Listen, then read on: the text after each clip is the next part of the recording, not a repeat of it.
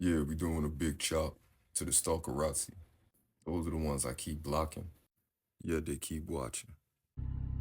Spiritual psychosis is a direct result of being disobedient, walking outside of God's will. You're literally being tormented by the devil.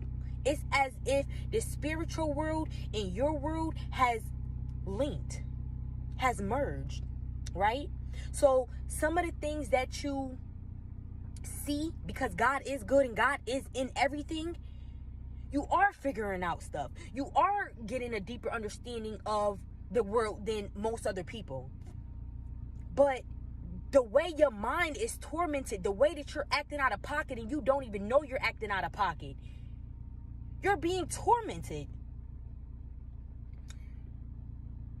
The times when I went through spiritual psychosis, which was twice, right?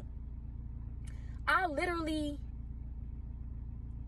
was going against a direct order that God gave me. And it was linked to people. Linked to people that I know for a fact wasn't serving God. The first time, it was more so, I was still for years walking outside of God's will. But the first time, I was more naive to the person I was dealing with, right? The second time, I knew God was giving me dreams, all types of stuff. Leave a person alone. Leave him alone, right? And then you opening these doors. So now you out of your mind. And the only way that I even close to got out of that, because I'm telling you, it's a whole, what that does to your mind is crazy. What it does during and what it does after the fact, man, that's another story. But I'm telling you, for so long, God was having so much grace on my life. You don't even understand how much grace he's having when you're able to sleep good at night, when you're not going through sleep paralysis, right? Demons tormenting you, when you're able to have a clear mind, not all of these thoughts going on in your head and you paranoid and you feel me? The things that are good is being distorted by the enemy. So you don't really know what's right, what's wrong, we don't know how much grace God is having on us. But he gives so much grace for so long that we really do take advantage of it. And then when we're in that crazed mindset, we wonder why. You got all these doors open.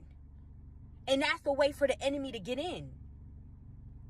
What they say, be sober minded, because the devil is prowling around for somebody that he can devour.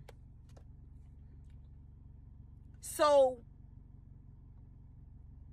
spiritual psychosis is really a direct link to your disobedience. I'm trying to tell you, because when you're in a protection of God, you are not to be touched. You are not to be tormented. And I'm not saying bad things cannot happen to you.